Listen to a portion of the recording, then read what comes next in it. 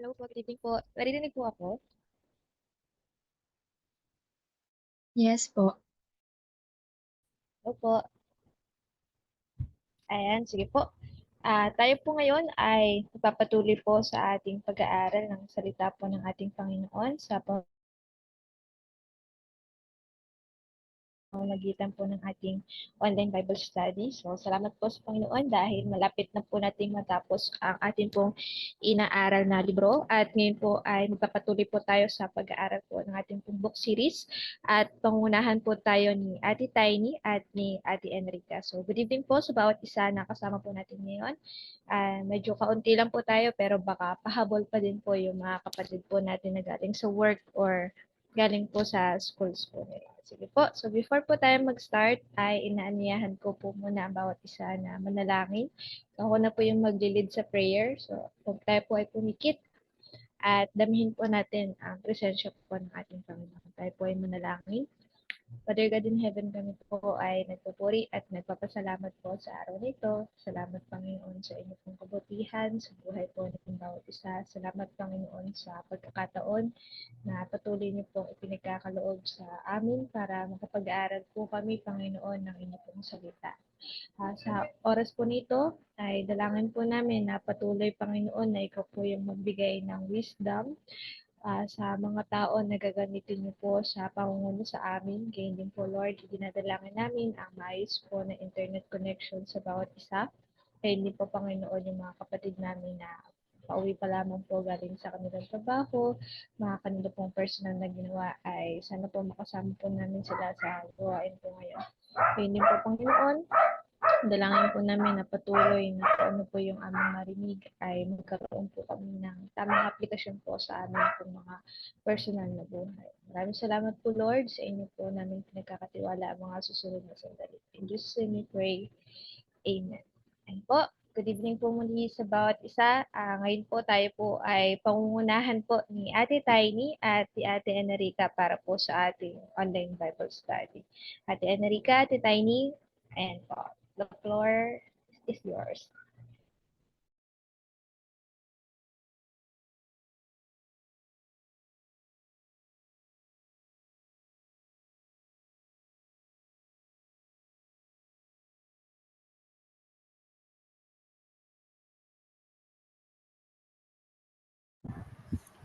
Ayan, magandang gabi po sa ating lahat. So, sa pagpapatuloy po ng ating Bible study, tayo pa rin po ay nasa chapter 8 pa rin po. So, ang topic po natin ngayon, dito po natin malalaman kung paano ba natin mas mapapagtibay ang ating pananampalataya. So, here are the 7 things that reinforce faith. So, una po is the Bible. So we all know naman po na Bible is the Word of God and the Word of God is the truth. So according to the book, there are several things that the Bible reveals. Una po, the Bible reveals our heart. Alam po natin na ang puso natin ay deceiving. At maaring ito ay nagpapanggap or madaling maakay ng kasalanan. Ngunit sabi nga po sa Hebreo chapter 4, verse 12 to 13, ang salita ng Diyos ay buhay at mabisa, mas matalas kaysa sa alinmang tabak na sa magkabilay may talim. Ito'y tumatagos maging sa kaibuturan ng kaluluwa at espiritu, ng mga kasuhan at buto at nakakaalam ng mga iniisip at binabalak ng tao. Verse 13, walang makakapagtago sa Diyos, ang lahat ay hayag at lantad sa kanyang paningin, at sa kanya tayo'y mananagot. So, sabi po, ang salita daw po ng Diyos ay parang isang matalas na kutsilyo or scalpel, yung ginagamit po na pang-opera. Sapagkat ito daw po ay kaya nitong mahiwa or makita layer by layer kung sino tayo hanggang sa maipakita nito kung ano yung tunay na nilalaman ng ating puso. And next po, the Bible reveals Christ's glory. Ang mas importante daw po kaysa maipakita kung ano yung nilalaman ng ating puso ay mas maipakita yung kalwatian ng ating Panginoong Hesus. The Bible shows the greatness and the glory of God. At nagsasaad po, nakasaad po dito ang totohanan. Sabi nga po dyan sa slides, the Bible is the source of truth that counter the lies of sin that word perpetuates. If you are not in the Bible day by day, our hearts will be immersed only in lies.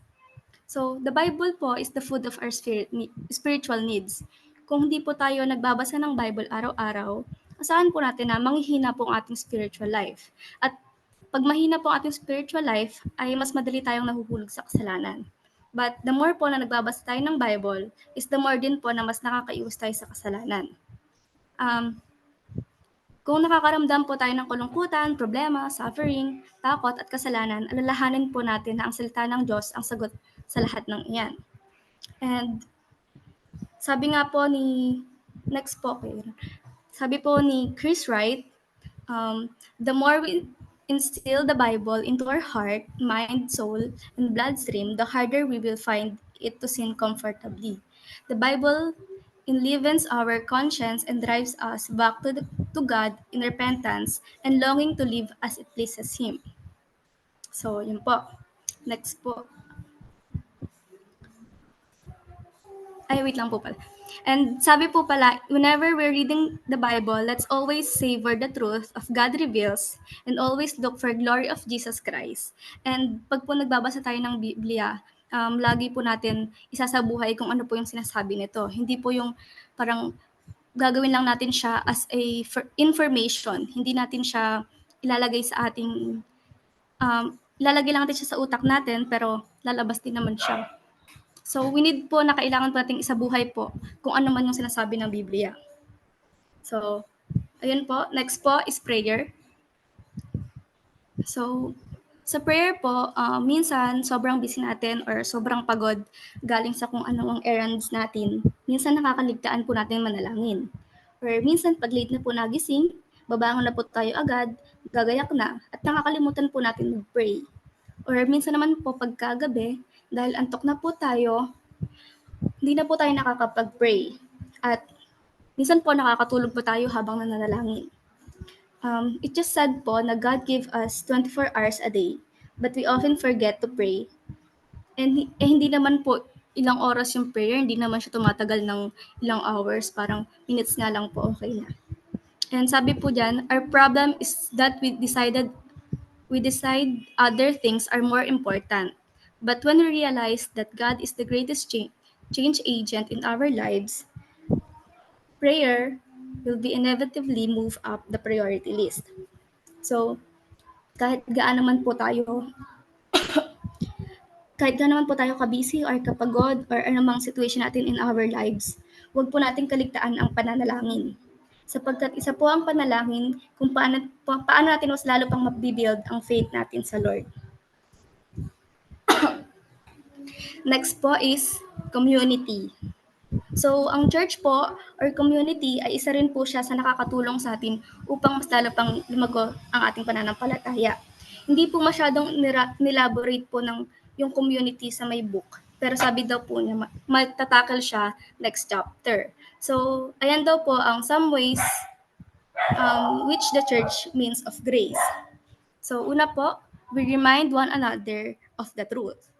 And next po, we are taught the Bible by people whom God has gifted for this purpose. Next, we pray together for God's help. Parang ginagawa po natin every first Friday of the month.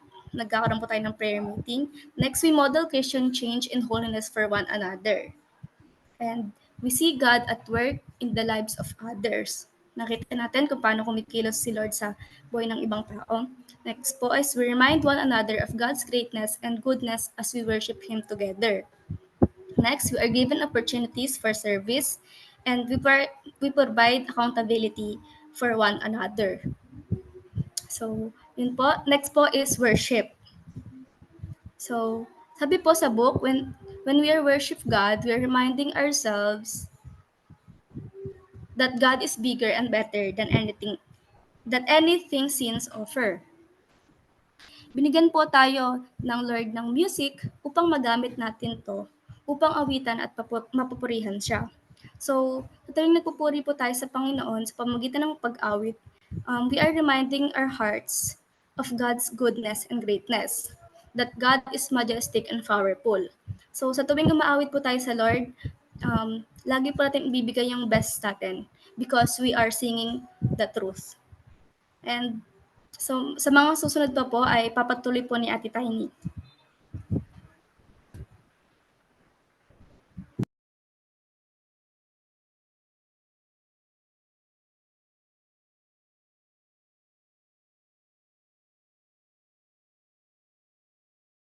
Hello po. Naririnig po ako?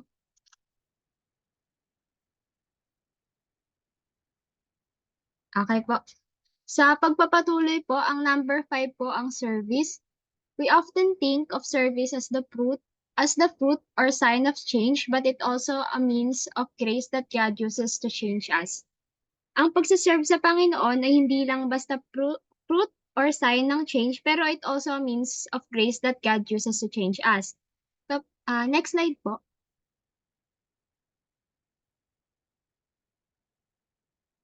Serving God and other people can help redirect us outward, taking out attention away from ourselves. Kapag nagkakasala tayo, ang focus natin is yung sarili natin. Nagiging self-centered tayo, we are too focused on ourselves, on our problems, on our success, that we want to be in control kasi kapag in control tayo, nagkakaroon tayo ng sense of comfort tsaka feeling natin secure tayo. But serving God and other people will redirect us from being self-centered to being selfless, or mas iniisip na po natin yung kapakanan ng iba kaysa sa kapakanan natin. It's like hindi na lang yung mararamdaman natin yung iisipin natin kapag gagawa tayo ng isang bagay, but more of iisipin na natin kung ano kayang mararamdaman ng Panginoon kapag ginawa ko yung bagay na to, or ano kayang mararamdaman ng ibang tao kapag ginawa ko yung bagay na to. Next slide po. Sa Ephesians chapter 4 verse 28 po, sabi po dito, ang magnanakaw ay huwag nang magnakaw, sa halip magtrabaho siya ng marangal para sa sariling ikabubuhay at makatulong sa mga nangangailangan. Sa Ephesians chapter 4 verse 28 po, sinabi ni Paul na sa magnanakaw, to not just stop from stealing, but to do something good para matulungan yung mga taong nangangailangan. It is not enough to cease from sin, one must do good. Gusto ni Paul na yung mga kausap niya dito sa Efeso ay tumigil na sa pag-iisip kung ano yung gusto nila at to start thinking about ano yung kailangan ng iba. Nire-redirect sila ni Paul from being self-centered to being someone na iniisip yung kapakanan ng ibang tao.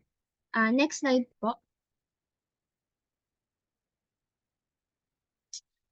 Sa Isaiah chapter 58 verse 10 to 11 po, basahin ko po, kapag ang nagugutom ay kusang loob ninyong pakakainin at tutulungan ang mahihirap, sisikat ang liwanag sa inyong nasa kadiliman. At ang inyong kapanglawan ay magliliwanag gaya ng sa katanghaliang tapat. Patuloy kayong papatnubayan ni Yahweh at ibibigay ang pangailangan sa gitna ng disyerto. Palalakasin niyang muli ang inyong mga buto at magiging tulad kayo ng isang hardin na binubukalan ng masaganang tubig, o isang batis na hindi natutuyo. Sinasabi dito na we should help people in need. Ito pong sinasabi dito is may pangako po ang Panginoon that kapag tumulong tayo sa iba, He will guide us, He will guide our way, He will satisfy our desires, and He will bless us. Ginawa tayo ng Diyos to love Him and to love other people. Ito po yung utos ng Panginoon na magmahalan tayo, na makikita rin po sa Juan chapter 13 verse 34, tsaka po sa Juan chapter 15 verse 12 po. Next slide po.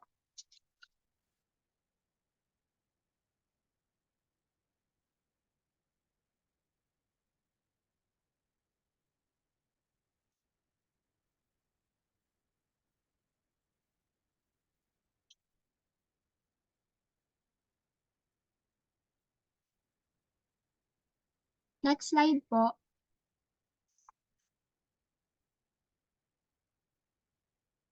Ayan po. Thank you po. Sa number 6 po, suffering. Often the events of our lives appear to be meaningless and irrelevant, but all the time God is training us in grace and godliness. Sabi po di sa book, suffering stirs the calm waters, latent sinful desires. It reveals the true state of our hearts. Sa, yung suffering daw po na pinagdadaanan ng isang tao or ng isang Kristiyano is like a diagnostic tool para malaman po yung tunay na estado ng puso ng isang tao. For example, sa Bible po, marami po tayong makikita ng mga Bible character na marami silang pinagdaanan na suffering. Example po dito is si Job. Yung buhay po ni Job is, nung simula po ay, it's like he have everything. Meron po siyang maayos na pamilya, mayaman po siya, madami siyang mga ari-arian.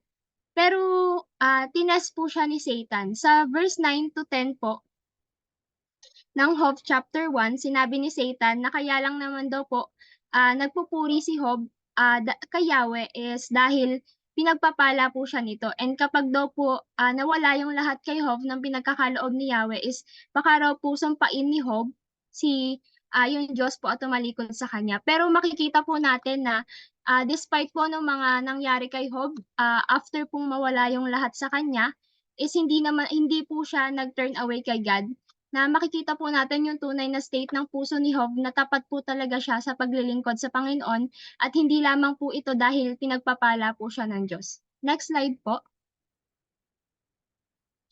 Sabi po sa comment ni Horatius Bonar, the trial did not create the evil. It merely brought out what was there already, unnoticed and unfelt, like a torpid adder.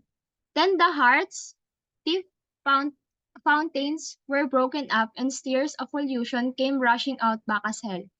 Even so, it is with the saints still. God chastens them that he may draw forth the evil that is lying concealed and unsuspected within. When calamity breaks over them like a tempest, then the hidden evils of their hearts awaken.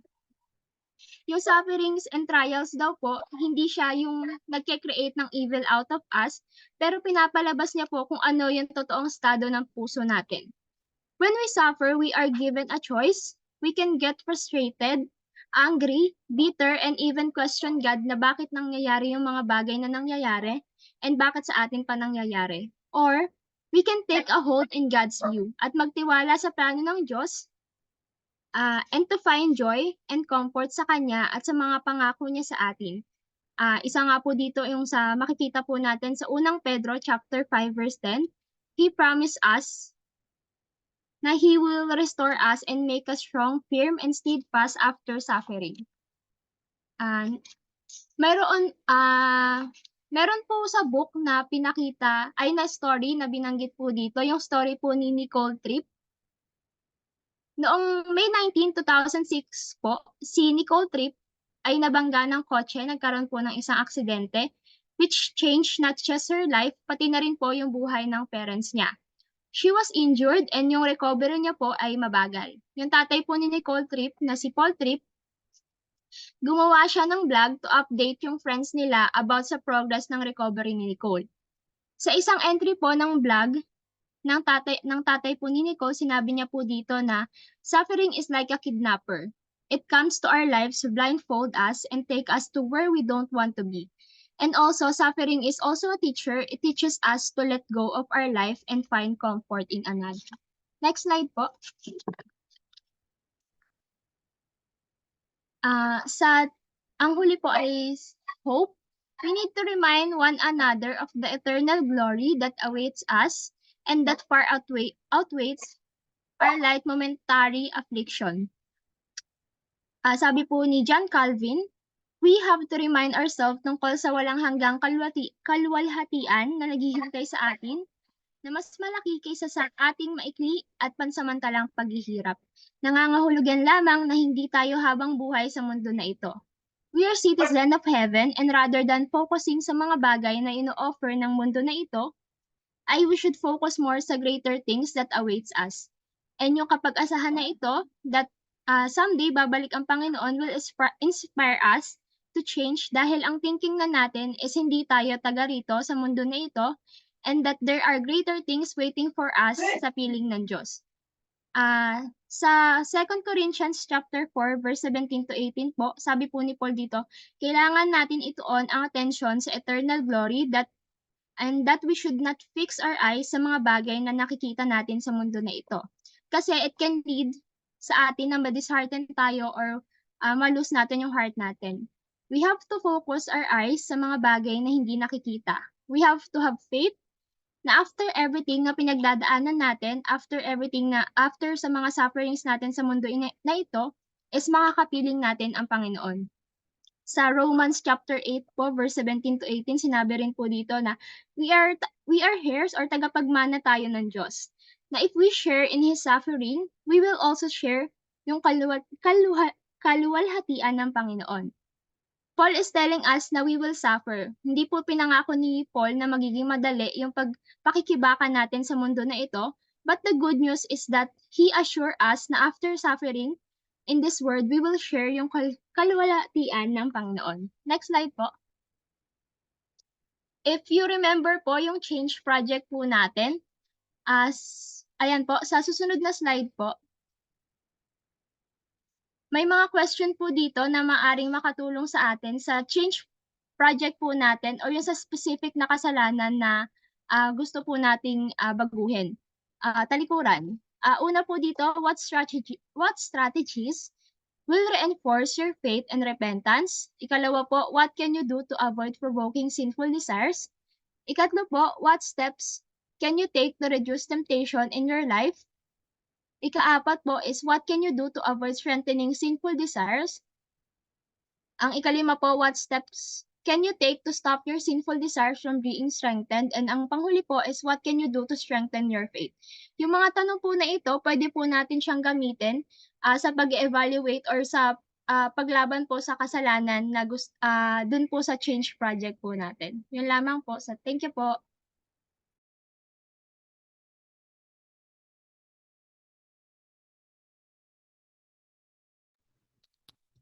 Thank you po Ate Tiny at saka Ate Enrica sa pangunguna po sa atin ngayong gabi po na ito.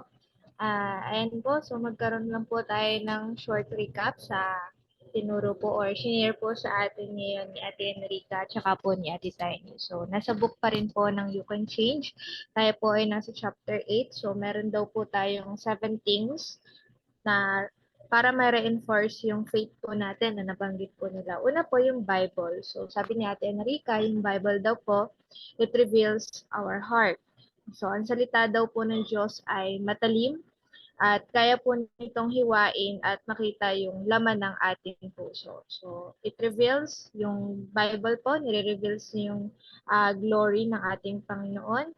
And yung reading Bible daw po, it feeds our spiritual life. Pangalawa naman po, yung prayer. So sabi po ni Ate Nerica sa prayer, meron tayong 24 hours sa isang araw na pinagkaloob ng ating Panginoon, pero nakakalungkot daw po na in reality ay nakakalimutan po natin lumapit at manalangin po sa ating Panginoon. So, i-remind po tayo ni Ate Enrica kung gaano po kahalaga ang panalangin po. So, wag daw po natin kalimutan ang panalangin dahil ito po ay ang nagpapatatag ng ating pananampalataya. Pangatlo naman po, yung community. So, yung community daw po, it is a way ng pagpe-pray po natin. Sa way ng pagpe-pray natin ng sama-sama para mag-seek ng tulong ng Panginoon. So, katulad daw po ng ating night of prayer. And next po is yung worship. So, yung worship, nagre-remind sa atin ng God is bigger and better. And yung panglima po is yung serve. Serve means of grace that changes us. So, yun po yung isa pinaliwanag po about serve. And next po yung sa, ito na po yung part ni Ate Tiny. So, yung suffering daw po. Suffering daw po is like a diagnostic tool para malaman ang puso ng isang Kristiyano o ang estado po ng ating puso. Katulad nga po nung i-share ni Ate Tiny kanina na story ni Job. Tapos, yung suffering daw po, kahit hindi masakit yung mga pinagdadaanan natin when it comes to suffering, but this is the way to feel the joy and suffering, or mali, it is the way or to feel the joy and yung promises ng ating pong Panginoon. Last one is yung hope. And then, nirecall din po or niremind din ni Ate Tiny yung ating pong change project. At nagbigay din po siya ng mga change project questions na maaari po nating pagbulay-bulayan, isama sa ating pong quiet time para makita ko na saan na po ba yung progress ng life natin bilang isang lingkod ng ating Panginoon at sa ating din pong patuloy na pag-aaral ng paano tayo mababago ng nakakalugod po sa Panginoon. Ano yung ating pong change project. So, yun lamang po. Again, thank you po sa nanguna po sa atin ngayon kay Ate Enerica at saka po kay Ate Tiny. So, before po tayo mag-closing prayer, I remind lang po yung atin pong mga gawain sa parating na linggo. So, ang atin pong worship celebration sa darating na Sunday ay 4 p.m. po.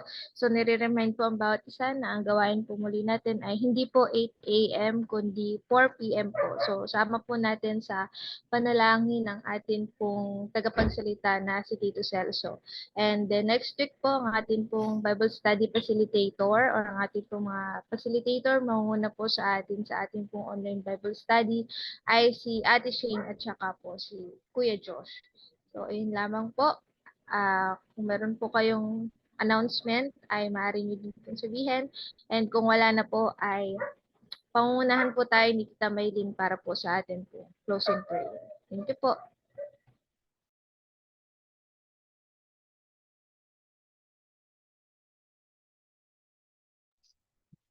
Hello po. Hello po, Tita. Naririnig na po. Okay. Panginoon, maraming salamat po sa mga oras na binigay niyo sa amin upang makapag-aral muli ng iyong salita. Maraming salamat po sa ginamit mong facilitator ngayon, si Ate Enrica at si Ate Tiny. Maraming salamat po sa buhay ng dalawang batang ito na ginagamit mong patuloy ang kanilang buhay sa pangunguna at sa mga gawain namin sa church. Maraming salamat po sa pagbibigay mo ng kalakasan at katalinuhan sa kanila. Panginoon, maraming salamat din po sa magmula po kanina sa pagbibigay ninyo po ng lakas sa aming lahat at yung pagkakataon na binigay mo po sa amin upang makapakinig. At nagpapasalamat kami, Panginoon, na patuloy mo kaming binabago, patuloy mo kaming iniaalis sa kasalanan na nagagawa pa rin namin. Panginoon, kayo po ang makapangyarihan, kayo po ang kumontrol sa aming buhay at nawa ang lahat ng aming naririnig ay sa pamuhay namin. Maraming salamat din po sa patuloy na kalakasan na binibigay niyo po sa amin sa bawat isa. Nawa sa susunod po na Bible study ay gabayan niyo rin po yung magiging facilitator namin. Ito lamang po, maraming salamat po. Ito po ang dalangin namin sa matamis sa pangalan ni Jesus. Amen. Thank you po sa bawat isa. Good evening po ulit. Good evening po. Bye-bye po. Thank you po.